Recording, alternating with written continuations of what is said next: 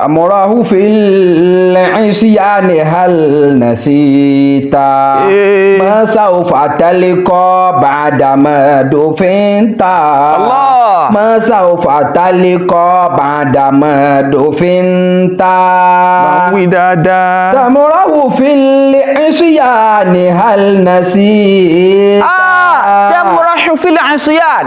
Ó wá ń yọ àyọ̀pọ̀ra. Ó ń yọ àyọ̀pọ̀ra. Ó ń ṣe bó ti wù ọ́ nínú ẹ̀ṣẹ̀.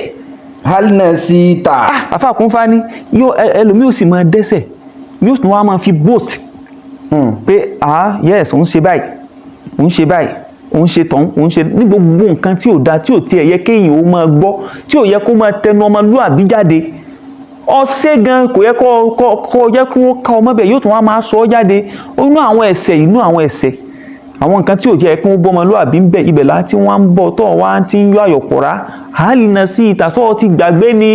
ما سوف تلقى بعدما دفنت ما سوف تلقى بعدما دفنت.